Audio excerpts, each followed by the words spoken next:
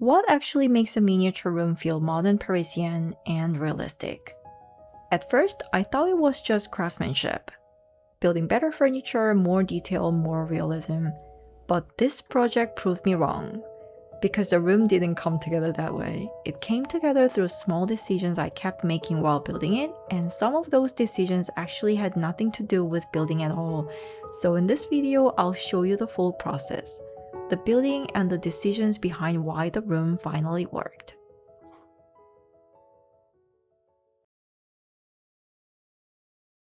When I think of a French apartment, the first thing that comes to mind is a fireplace. Something like this one in the photo. At this point, I don't really have a plan for the room yet, I'm just starting and figuring things out as I go, and this fireplace becomes the first piece that starts setting the direction of the space. First, I'm creating some ornaments using polymer clay and the silicone mold.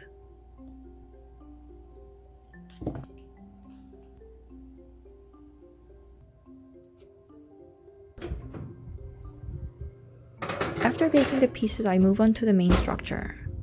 Next, I cut foam board pieces. Sharp blade makes a huge difference when working with foam board, so make sure yours is sharp before you start. I also prepared some wooden dowels. Once everything is ready, I assemble the main shape.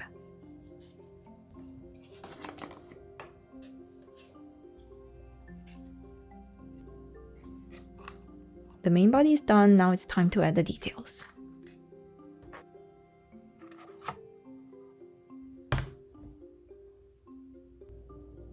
And there we go, all that's left is paint.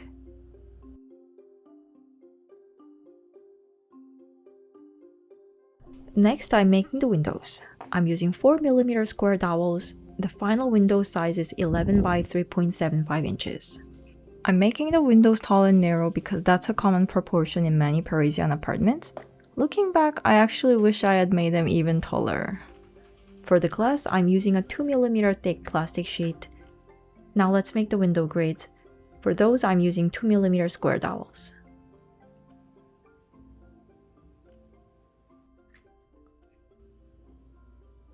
And after a lot of cutting and gluing, I have two windows.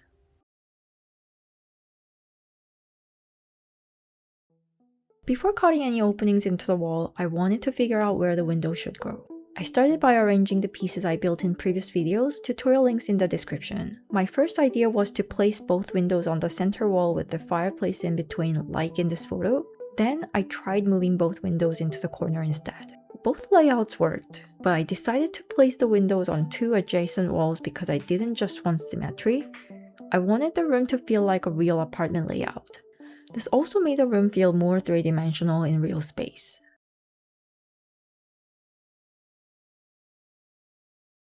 The window will sit about 5.5 inches high and roughly 3 inches from the corner. I didn't use any design formulas here. I just kept moving things around until the proportions felt right. A lot of this project was trial and error rather than careful planning. Now I'm marking the opening. Because I want a recessed window, the opening needs to be larger than the window itself, so I'm extending the cutting lines outward to make room for the recessed walls. Next, I'll cut the foam board pieces that create the recess. These pieces are 1.5 inches wide. They'll be attached like this. For the top and bottom pieces, I'm creating grooves to hold the window. First, I'll mark the dowel locations, then glue everything together. That's the bottom piece finished. Now let's make the top piece. After cutting along the markings, I remove the center section and attach the dowels. With all the pieces prepared, it's time for assembly.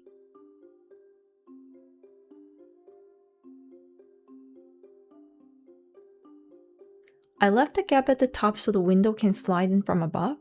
That means I can remove or reuse it later if I want to. Now I'm adding trim to cover the exposed foam board edges. The trim pieces are 1/2 inch wide. And that's it, let's install the window. Honestly, this ended up looking even better than I expected. I wanted the walls to feel thicker because a lot of the Parisian apartments I was using as references had deep window openings rather than flat walls, and I think it turned out pretty well.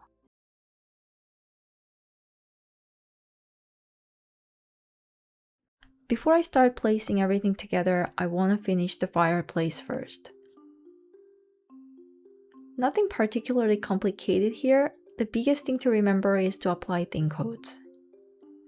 After the first coat, it should still look patchy. That's completely normal. It's much better to build up several thin layers than try to cover everything in one heavy coat. Another thing to keep in mind is that gesso leaves texture behind. For this fireplace, I actually wanted a little texture because it helps mimic plaster at this scale. Now I'm making the fireplace opening cover.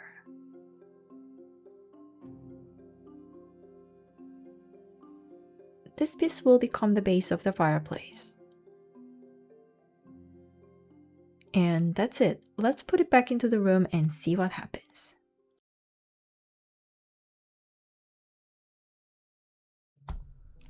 The new fireplace finish definitely helped. The windows already felt right in place, and adding depth made the whole wall feel more architectural and convincing. Overall, the room was much closer to the direction I wanted. When I say modern Parisian, I'm not trying to make the room completely modern. I wanted to keep some of the more traditional elements like the fireplace and architectural details. But I started noticing two issues. First, the layout didn't feel balanced with the current window placement, and second, something in the room still didn't feel like a modern Parisian apartment. So I started experimenting with different layouts, removing one piece at a time to see what was actually affecting the space. In the end, I moved the green sofa away from the windows and removed the brown cabinet completely. Moving the sofa immediately made the room feel more balanced and intentional, like the sofa finally had its own space. This also made me realize how strongly the windows affect furniture placement in a real apartment. The cabinet wasn't bad on its own, but it pulled the room in a different direction. Once I removed it, the space instantly felt lighter and more consistent with the direction I was aiming for. So I actually wanted to start with the chair next, since that felt like the most important piece for the room. But I didn't do it right away. The carpet and the coffee table were simpler to make, and I thought they would take less time, so I decided to do those first just to quickly fill in the space and see how the room was developing.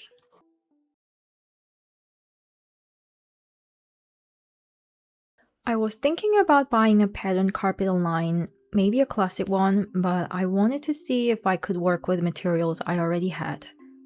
I found these two fabrics from previous miniature sofa projects. One is burlap, the other is chenille.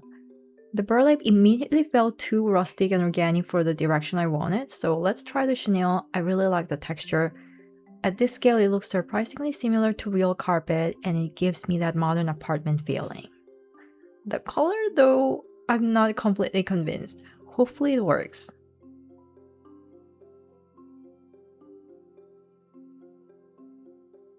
Next, I'm making a marble coffee table. I think it'll help the room feel a bit more finished. Again, I'm trying to work with materials I already have. I was originally hoping to use black marble, but I don't have any. This charcoal marble contact paper is the closest thing I have. So let's see what happens.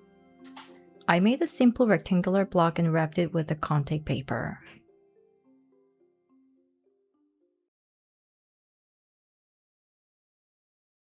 I still had the chair in mind, but I decided to quickly test the carpet and coffee table first. Honestly, I hated it. The room suddenly felt worse, not better. The coffee table looked more like a pedestal than a coffee table. It felt heavy, chunky, and completely disconnected from the sofa. At this point, I was seriously considering making or even buying a completely different coffee table. Maybe something lighter, maybe glass. I also wasn't sure if the carpet had to be changed as well. But before giving up on it, I wanted to try changing just one thing: the proportions.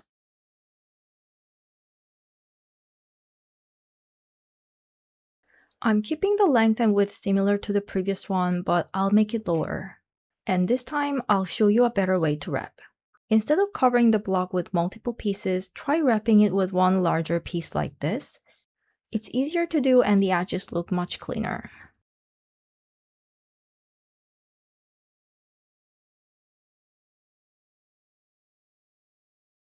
Now let's see what happens when I change the proportions of the table.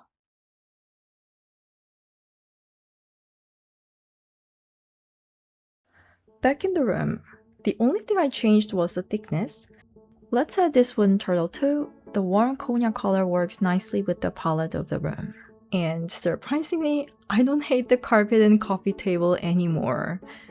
I'm honestly shocked by how much difference proportions can make. Same material, same color, but it looked completely different. I'm so glad I gave it another chance.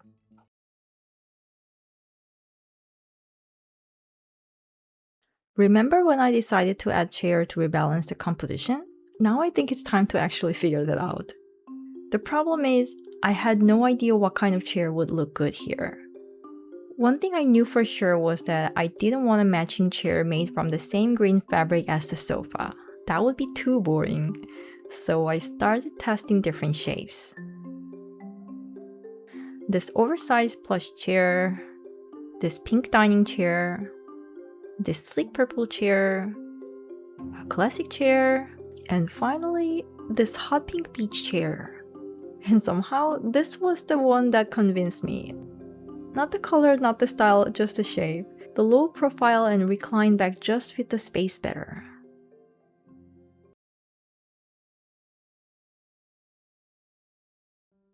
Okay, I'm making a brown leather sling chair with a black frame. I'm choosing brown leather because I already know that color will work here, and luckily I had some leftover material from a previous chair project. For the frame, I considered using crop sticks, but I didn't feel like doing all the sanding and shaping. Instead, I'm trying this thick wire I ordered a while ago. I also have charcoal colored epoxy, so let's see if this works. I cut and bent the wire pieces. I'm using the beach chair as a reference because I really liked its shape in the room. Now I'll glue everything together with epoxy. I also made a foam board zig to hold the pieces while the glue cures.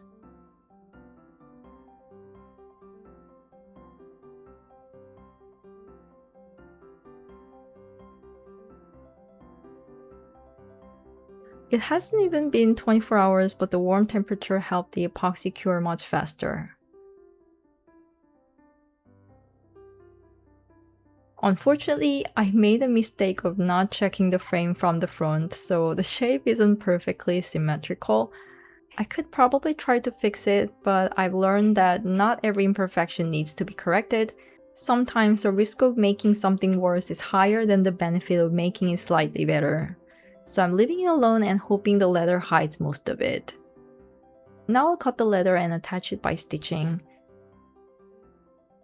The stitching isn't perfect either, but it looks good enough, so I'm leaving it as is.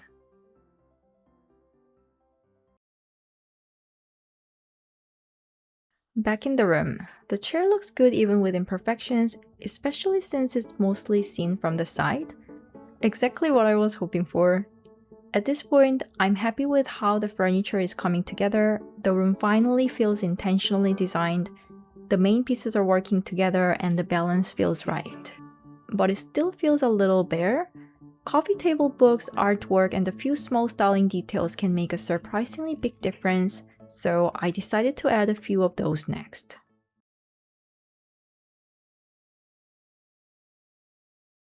I'm using Canva's free version for this. The first thing I do is set the page size to match the paper I'll be printing on. Then I create a rectangle.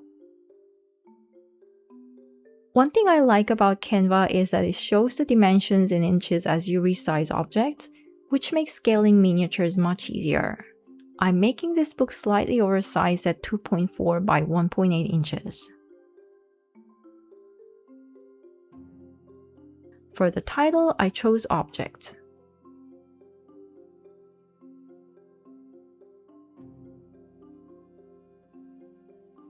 And this is the font I chose. This kind of clean typography is pretty common on oversized art and design books, so it felt right for the room.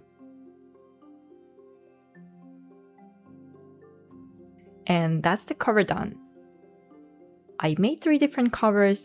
Now let's turn the printed covers into actual books.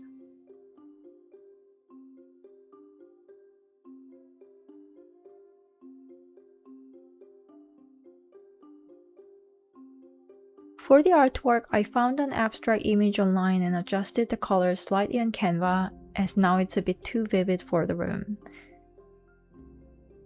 Then I printed it to scale and mounted it onto a piece of foam board.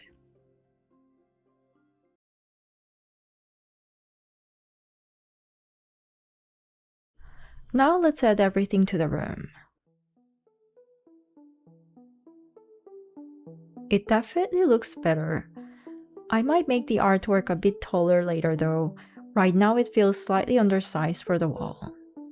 Another thing is it still doesn't feel very lived in, so I want to add a few softer details. To make the throw blanket, I'm using this lonely sock that lost its partner. I think it finally found a new purpose. First the throw, then the cushion. Interestingly, one cushion looks better than two. I'll also add this bowl with some dried flowers. And finally, let me try making the artwork a little taller. Yeah, I think that looks better.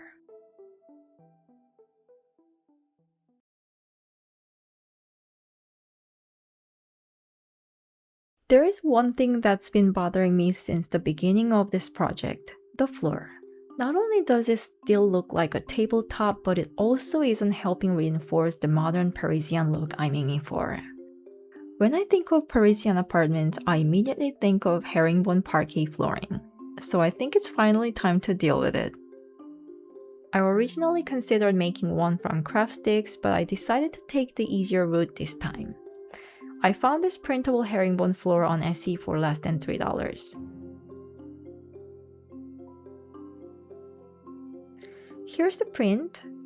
To be honest, the pattern looks a little small to me, more like 1/12 scale than 1/6, but let's try it anyway and see if it can help complete the room.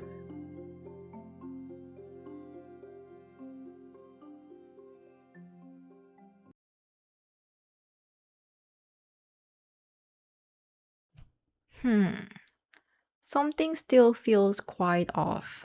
I'm not completely sure what's causing it yet, but the floor keeps drawing my attention. The herringbone pattern feels right for the room, so I don't think that's the problem.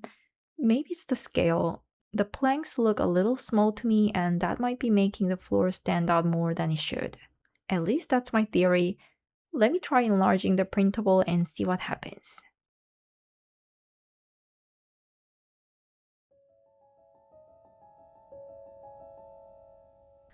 After changing the floor, what do you think?